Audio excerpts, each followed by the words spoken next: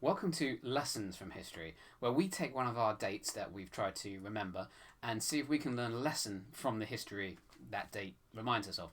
Today's date is the founding of Rome. Now, can you remember what it was? 753 BCE. Well done. The right device was to imagine the word Rome built out of bricks with 753 on each brick. If that's maybe not good enough to help you remember this, maybe you could add Romulus and Remus suckling from the words like the udders. I don't know biology, my thing's history. Like the udders of the wolf, she-wolf that raised them, Yeah, that's weird and it's a bit gross, but sorry, that will help you to remember the date. Really sorry about that. I'll leave the mnemonic device up here somewhere or over here to further embed it into your mind. So what can we learn from this period of history? Well, I think one lesson is societies make up their founding myths.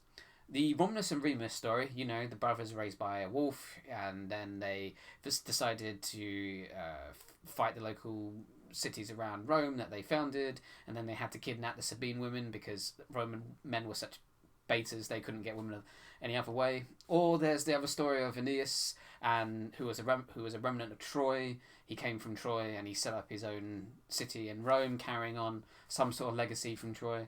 All those kind of myths were made up hundreds of years after they happened. Some extra history for you.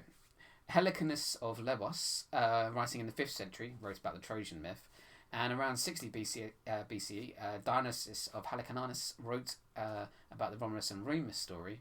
The Aeneid tells the story of the Trojan myth again, and that was written in 29 BC by Virgil.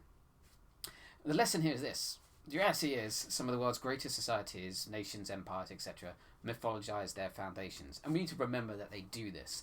Because, they only do this so they can have some sort of legitimacy nowadays. For some reason, they need to make it about gods and demigods. Or they need to refer to some sort of ancient civilization that was amazing and great. And they have to link their new civilization to that. The 5th century myth about Rome only became the truth because the Roman Republic that was being founded at the time needed greater legitimacy. In 29 BCE, the Caesars were sort of coming into their own, and they needed some continuity going all the way back to this sort of bygone age where there were amazing heroes.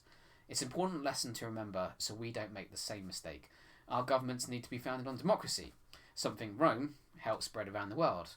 The legitimacy is not based on a previous glorious kingdom. It's based on the consent of the governed. And that's what we need. So ask yourself, is my nation's founding myths true? Were they written close to the time?